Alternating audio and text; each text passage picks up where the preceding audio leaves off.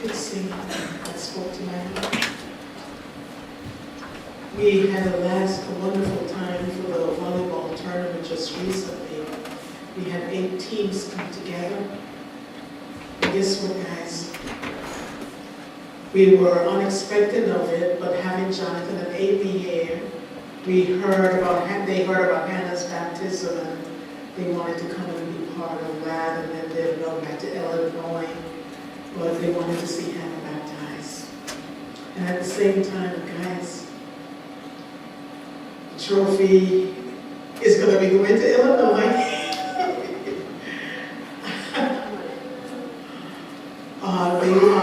They won the championship. Did that job, guys. Good job. But I enjoyed the time that we spent with their team against our team, and it was a great competition. We lost 2 players to one of the other teams, but it was good.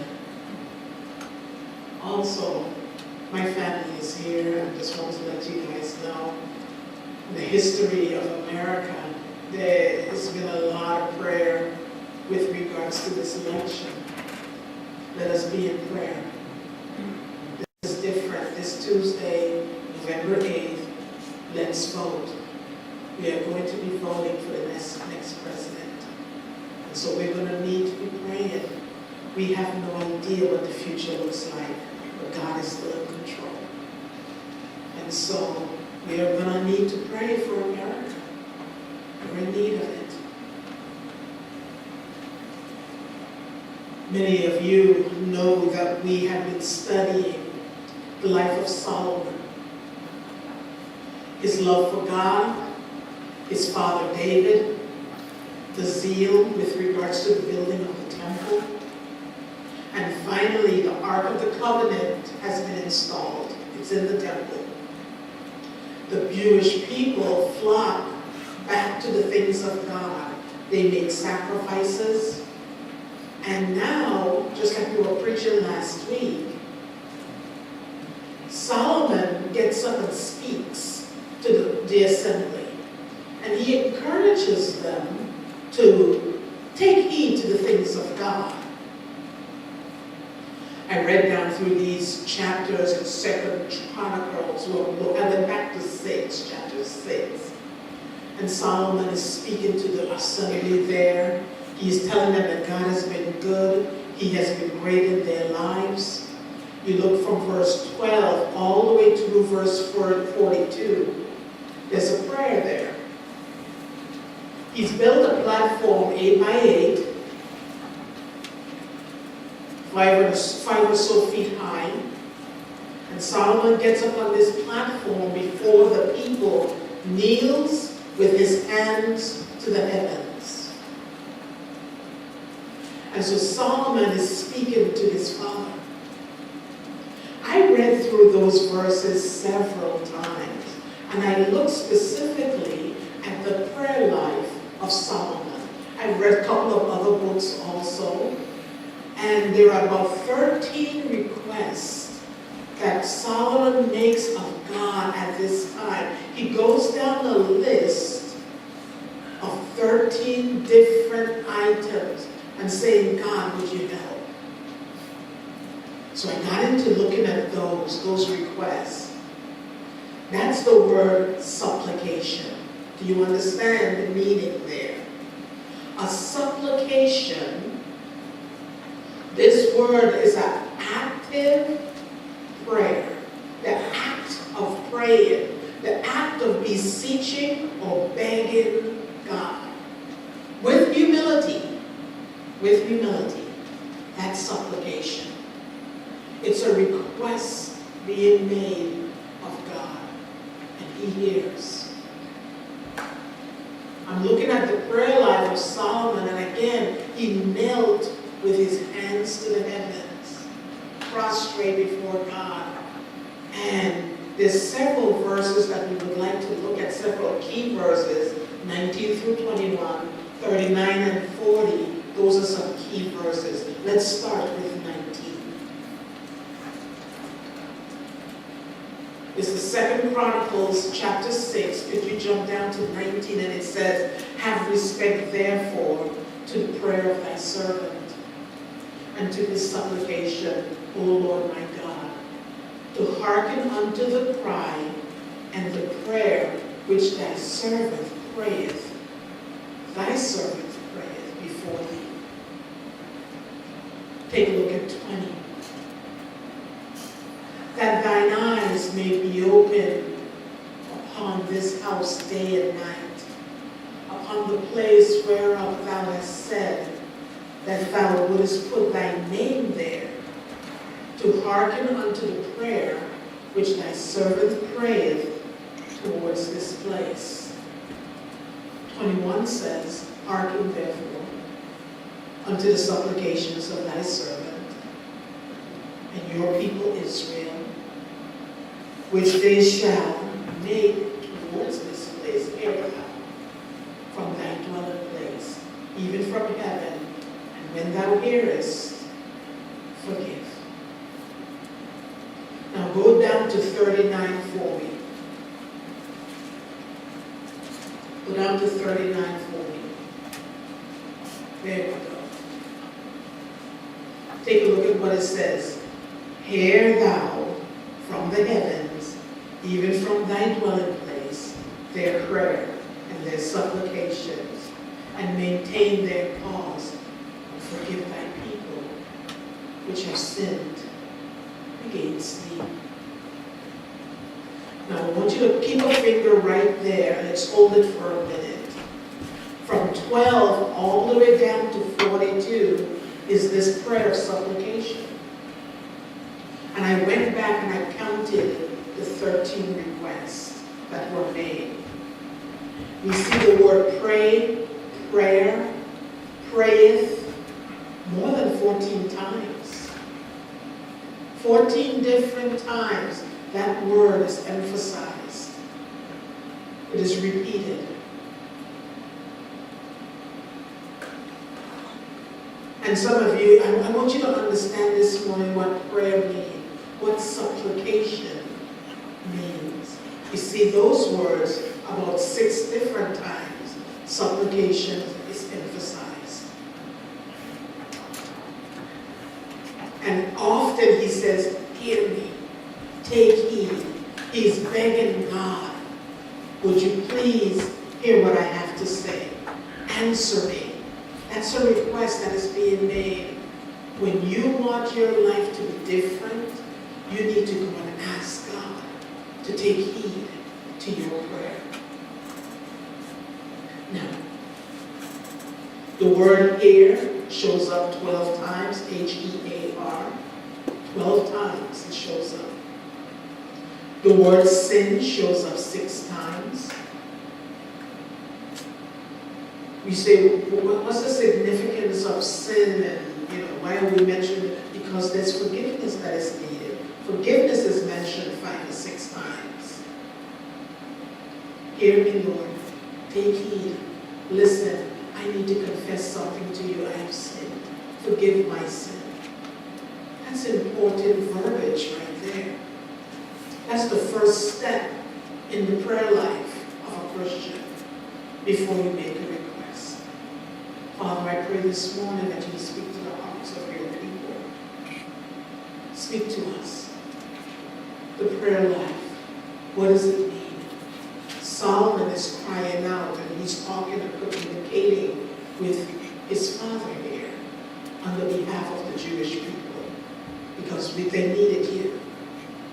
They needed you. And so, Lord, this morning we ask, right now in our world, we need a prayer life. I pray that you would bless the baptismal service that will be happening afterwards, and bless your word this morning. In Jesus' name, amen. 13 different requests. I want to run through some of these. But each time, I was impressed here. Take a look at it. Let's start. In verse 16 and 17, let's jump back there. It says, now therefore, O Lord God of Israel, keep with thy servant David my father that which thou hast promised to him, saying, They shall not fail thee a man in my sight. Remember now, let's look at the scene. He is saying, you have promised to my Father. You have made an agreement, a commitment to bless the people of Israel. You made that promise to my dad. That's our first one. Also, Solomon is asking for protection. Attacks from the enemy have taken place, protection in their lives. That's verse 19 and 20. Look at 19 and 20. Jump back to 19. There you go. Have respect, therefore, to the prayer of thy servant. Have respect. What does that mean there? Give attention to.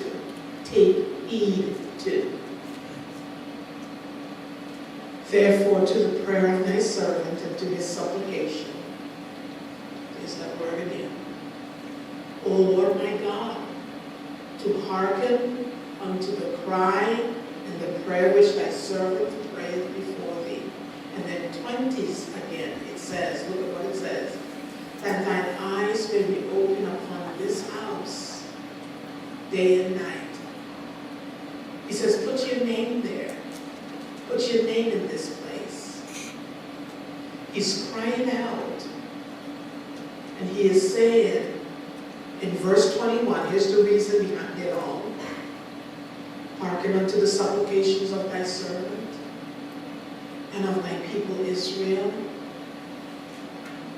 You see what he's saying there? The people of Israel belonged to him. They were precious in his sight. These were his followers. They belonged to God. Now guys, when you and I, as Christians, live the Christian life, it's because we belong to God. And as a result, we can claim the promise of protection. He has promised protection to his people. That extends to us.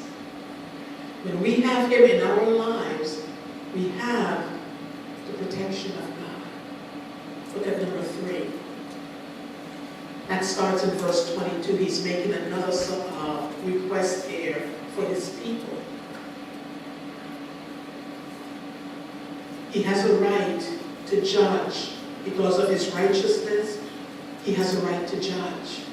And so Solomon says, Lord, let me ask you to justify your people. I'm not going to judge them, but you can. He is our judge as well. Look at the 4th one. That starts in verse 24. Take a look at that. There is a personal request being made too. He says, if thy people, Israel, would be put to the worst before thy enemy, because they have sinned against thee. If they shall return and confess thy name, and pray and make supplication before thee in this house, then look at what it says. Look at what it says. I know that nobody is perfect. We all sin. We do it on a daily basis. The Jewish people sinned. They got off track. They got out of bondage. They were in bondage. They came out of bondage. How do you return to the Lord? It says you go and you confess. You confess his name. You make supplication before him.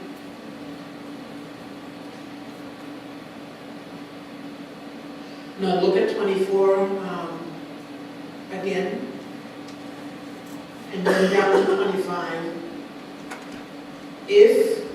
Then 25 says, then hear thou from heaven, and forgive the sins of thy people Israel, and bring them again. Guys, in your prayer life, when you ask, I'm sure, I am sure many of you are in need of help. I'm in need of help. We all need it at some point in various ways. We need the help of God to make life different. Situations in our family, struggles. We need God, don't we? Do you need it? What do you need to do? Guys, what do you need to do? Ask Him, would you help me? I'm making this request of you of these different things. But Father, before I do that, I'm asking your forgiveness. Start there. Forgive me, I have done, and list it out. God hears and forgives. He hears and forgives. There are many times when we do not believe that He's going to forgive us. He does. But we have to realize that if we do not make the request, then our eyes will not be opened. So that was the Jewish people, and that's for us as well. Now, let's look at it again. There where it talks about some personal request, that's number 4. Jump down to number 5. There is purpose in all of this. Solomon, of course, had his reasons for going before God. In these verses, let me give you the verse that correlates with that. This is 27, verse 27.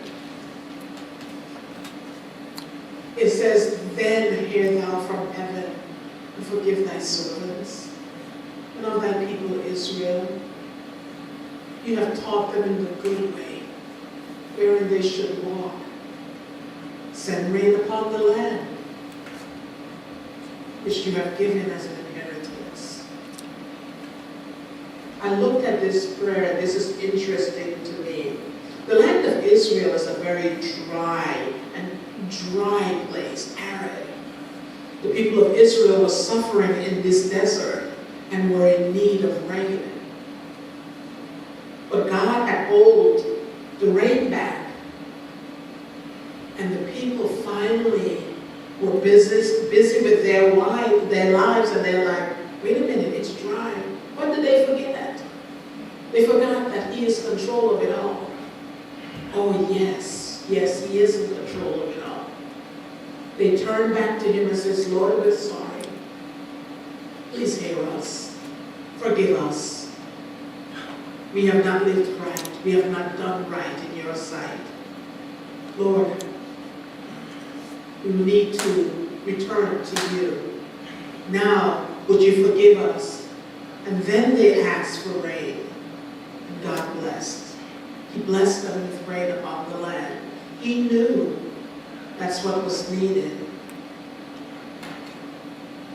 God always has a purpose. In this situation, it says, teach us your ways. Teach us your ways. Sometimes financial struggles come about. The family is fussing and fighting. Marital issues come up. Why does that happen? Because we still have our own way, and our ways always fail. So then we need to go back to Him and say, Lord, teach us your ways. It's best for us. Teach us your way. Yes, it is better for us. And it's a good way. Look at what it says there. I mean, I don't want to see our lives in a bad way. He doesn't want that as well. If you continue along your path, it's going to end up a bad way. Allow God's word to teach you. Will you take Him at His word? I thank the Lord for my wife. 35 years. We celebrated just a week ago, 2 weeks ago. God's been good. I am here to tell you, without dependence on Him and His word and His good way, we would have been a done deal a long time ago. Marriage honors God. How is it that life, we can maintain a relationship as husband and wife by dependence on God? It is so popular today all over our country. Without the word of God, divorce happens. I know we make mistakes, we do. But the word of God has kept my marriage, my family together when I keep my eyes on Him. Every purpose under heaven is His. The Jewish people realized that. They were going to build a temple. The ark was going to be installed in the temple. The presence of God was back. The Holy of Holies. You want a good purpose in your life? You got to put Him in His exalted place. Let's look at our outline again. Another request. This one is down in verse 28. Look at what 28 says. Let me get to my passage there. It says, if there be dearth in the land, if there be pestilence. Pestilence back in those days were a lot of times, I remember in Canada we had this too. It's grasshoppers. I was about 14 or 15 years old. My dad was so downtrodden, and I said, Dad, what's wrong? He says, the grasshoppers. I mean, the field was filled with them. We had acres and acres of wheat. And my dad said the grasshoppers will eat everything. There was no rain. Everything was dry for several months. Everything was crunchy and dry, and the grasshoppers came in and ate what was left. There is nothing you can do. So I asked my dad, I said, so what does that mean now? Well, it kind of means you've got to look to God for this. So I would ask him, I said, God? I said, he would say, yeah, God is in control of all this, Reggie. I remember asking him, but why is this happening? Why is the land dry? Why is the wheat falling over like that? It was a bad year. Many of the farmers were bankrupt that year. I mean, just hit a hard time. And my dad said that area, we are very Mennonite. That community there, strong Mennonite bonds and strong communities. In communities that where one person would help another. That was the philosophy of all of those farmers. They would come together. And then I asked my dad, I says, why would God let this happen? Well, word spread through the church. And it was like, let's get back to God. Let's get back to God. I asked my dad, I said, so you think that God allowed this to happen? And he's like, yes, son. Yeah. God is teaching me a lesson. I said, what do you mean by that? I'm a teenager. I'm asking these questions. What do you mean teaching you a lesson? He says, we as farmers, God had blessed us. We had wheat for 5-6 years straight. Wheat prices were up. The farmers, I mean, we were raking it in, and we forgot God. We started focusing on ourselves and not paying heed to the things of God. And he said, 5 years, 6 years, okay, no more. My dad said to me, I've got to learn to humble myself and get back before the face of God. I need to put him first in my life. I need to ask his forgiveness. I need to get back to his business. God, thank you for the back here. I needed that.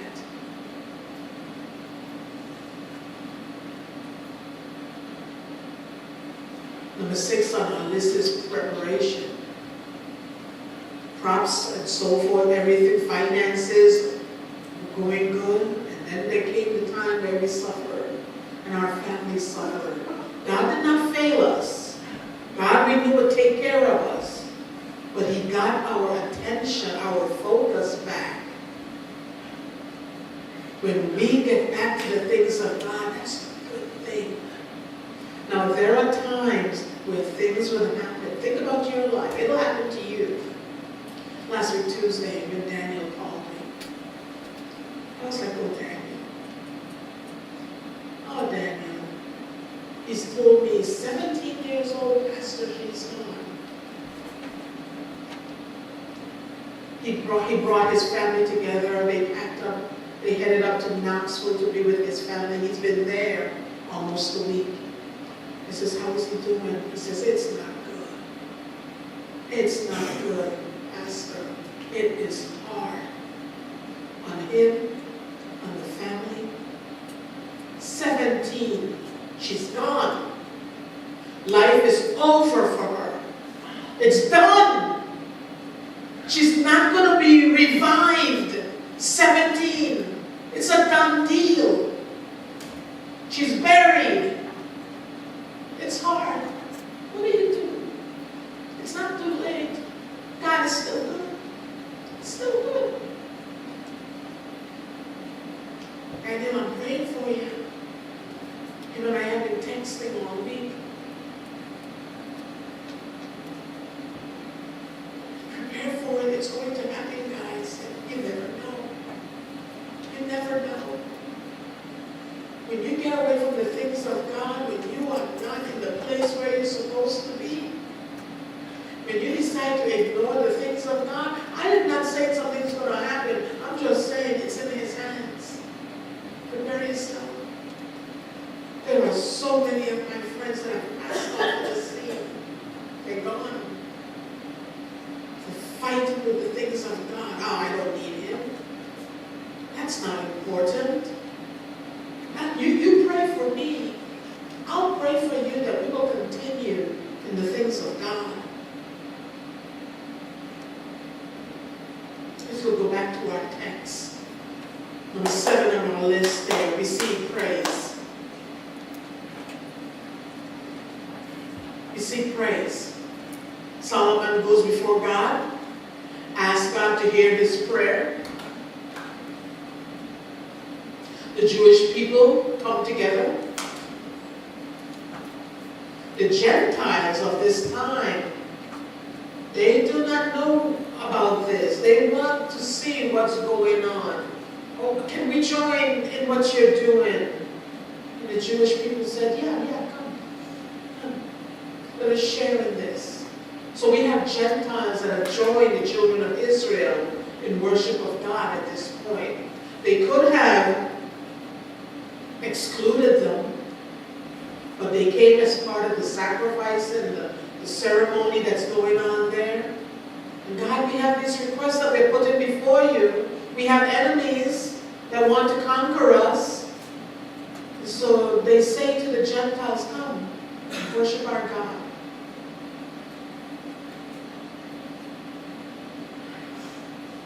So we see His praise.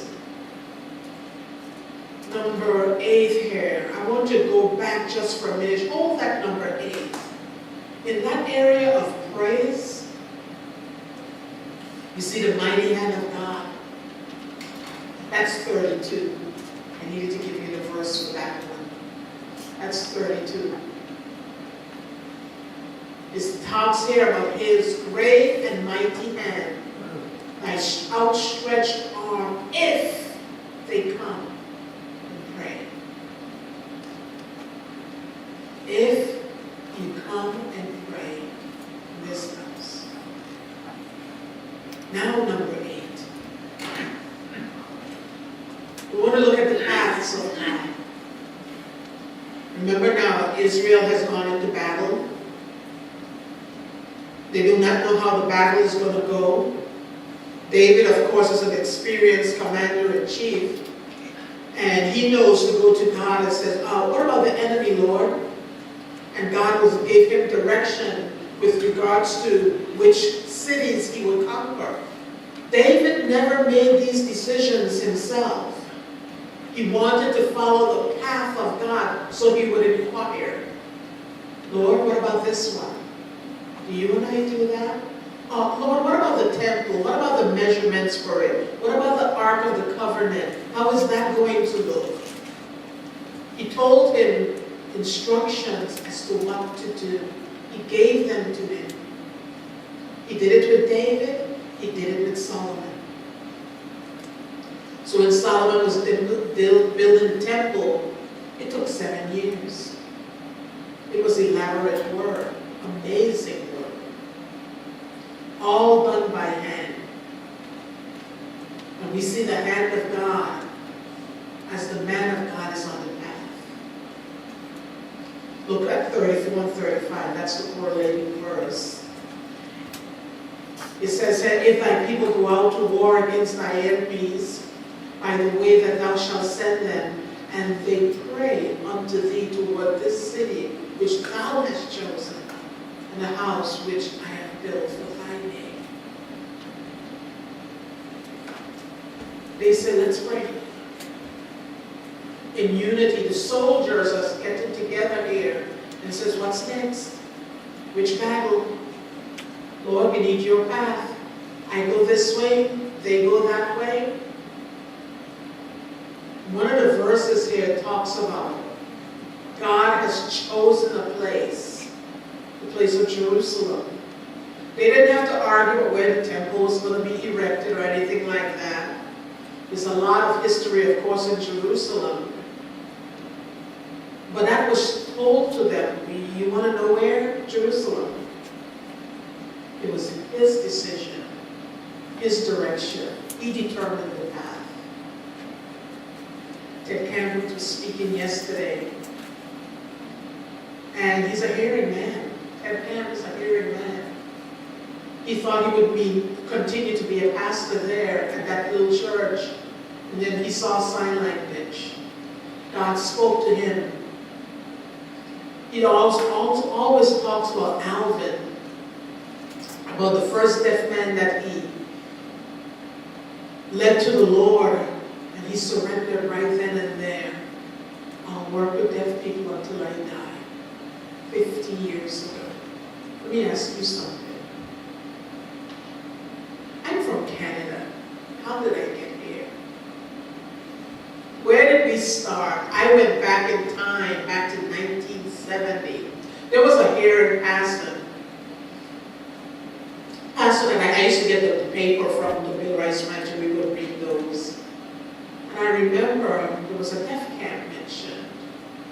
Hearing pastor would come visit my father. Did you know there was a deaf camp at the Bill Rice Ranch? Did you know about that? Oh yeah, oh okay, I'd like to go. 1,500 miles south.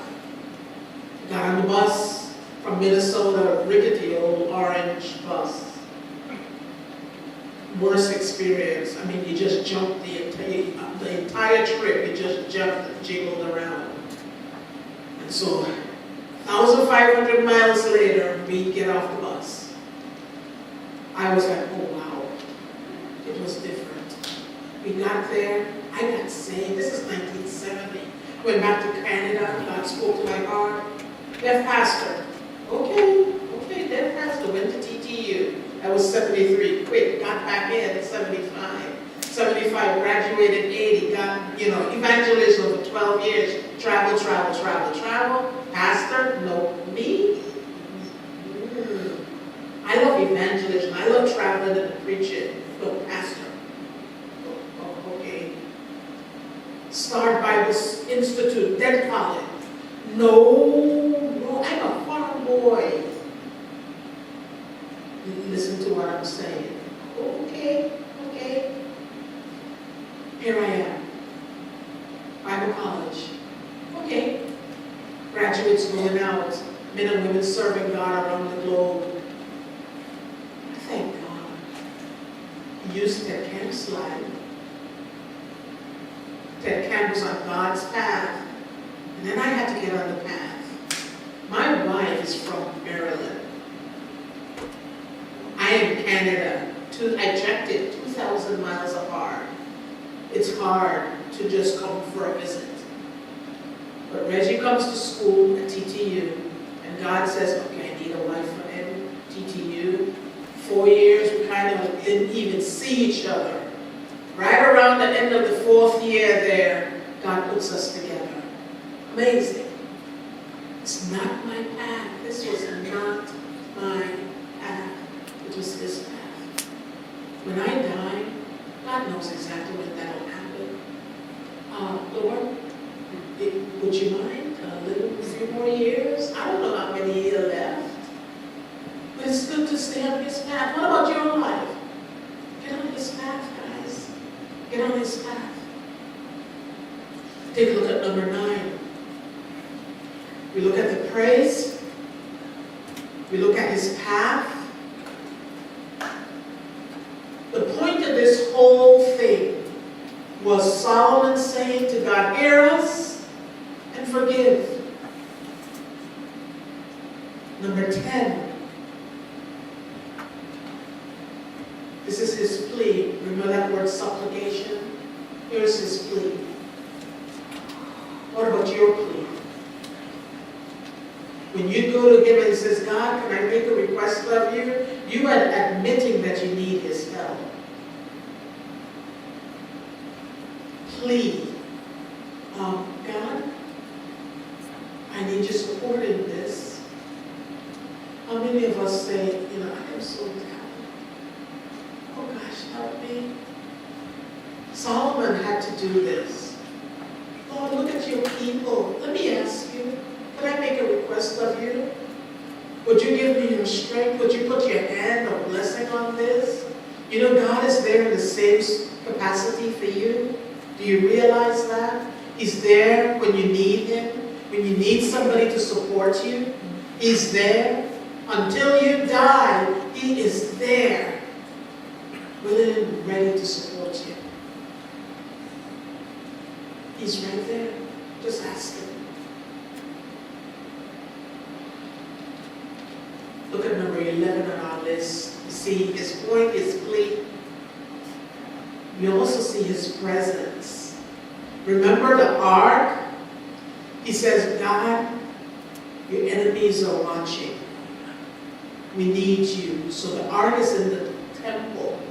The enemies knew where it was. That God's presence was in the Holy of Holies. He was right there with His people. And He would let the people of Israel know, He's with us. He's with us. The people knew the presence of God. And they knew it through the presence of the ark. They knew that no one but God was present with that ark. That's verse 41. Our correlating verses is verse 41. Look at what it says. It says, O Lord, into thy resting place, the ark of thy strength, thy salvation. When you and I have the presence of God, we have it first of all through Christ, who died for us. He made the covenant here with Israel. His blood covers. Remember what they would do with the blood at the ark? And then the cross covered. After the cross, there was no more need for the ark. Through the blood of Jesus Christ, our sins can be cleansed. Through the cross, we see that. Do you feel His presence? Is He in your life? Look at number 12 here on our list. There's a proclamation being made. Remember, back at this time, they had the priest that would stand and proclaim the things of God. These are not our words, they would say. We are proclaiming God's word, His law, His program. The 13th thing on this list. This is a good one. Hold on, guys. Hold on. Number 13 is a good one. Solomon is on his knees. He has cried out. You guys put it on. You saw it. You put it on. I wasn't ready for you to put it there. But do you see the priority? Take a look at 42. That's our correlated verse. Verse 42 says, O Lord, turn not away thy face. The face of thine anointed, remember the mercies of David, thy servant. Here's the priority that we ought to have. I know no church is perfect. I know they are filled with hypocrites. I know. I know all sorts of things happens in a church. I know there are those that are fed up with church. I know that. But don't forget the priority. Focus on your own heart. Let's go back to the text. O Lord God, turn not away the face of thine anointed. What is he saying here for us to remember? What is he saying? We need to remember our salvation. All the things that he had saved Israel from. Bondage. You know the story of Moses, the parting of the Red Sea. You know that. That was all God. You remember the Jericho story where they marched around and the walls came down? All God. You remember, how many of you remember how God saved you and all that He done for you? Do you remember that day? Do you remember when it happened? Have you ever remembered to say thank you for saving me? I've sinned. He has mercy enough to cover that. It does not matter whether it's always a big one or a little one. He loves us. God, I remember, yes, I did this and I did that, and I forgot to put you first. Would you forgive me? Would you give me the joy of my salvation again? Sure. Sure. He never marks us off the list. I know we make mistakes. I have made mistakes. But I have learned. I get back to God. I ask forgiveness. I ask Him the strength to get back on the path. And that's what we need as well. You see the priority? We understand the need of the Jews. Do we understand our need? Lord, I need this. Everyone in here this morning has a need. There's finances, there's job situations. All of us have a need. Something in our lives that require us to cry out to Him with a believing heart. With a believing heart, with a heart that trusts Him, that He is going to answer. He's going to answer. He takes heed and answers our prayer. How do we apply this, guys? Let's look at Matthew 7. I was looking at the time. I'm here hurrying and I forgot that we had a time change last night. Okay, Matthew 7, 7 and 8.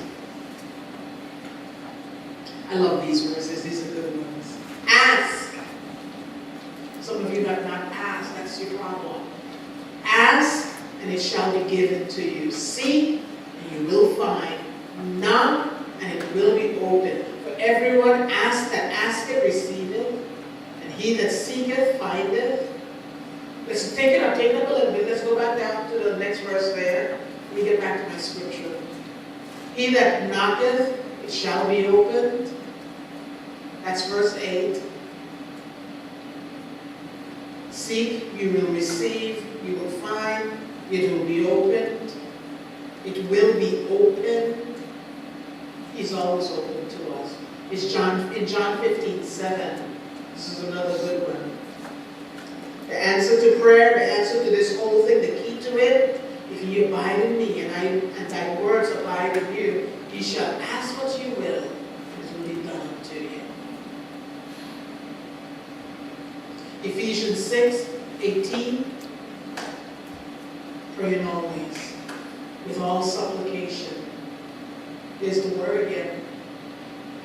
In the Spirit, watching whereunto with all perseverance and supplication for all saints. Let's close in the word of prayer. Father God, I thank you for your word and as you've encouraged us this morning. We have learned through Solomon your word. It was clear that you hear when we confess, when we ask forgiveness. You hear. Just like Solomon cried out, he confessed, he sought your help for the people and himself. But prayer was required. Speak to the hearts of your people this morning. Speak to their hearts, making sure that it's right before you. And then also for this baptismal service, we thank you so much for these decisions that have been made. Father, they're stepping out into new lives. Pray now that your people will come, rededicate themselves before you,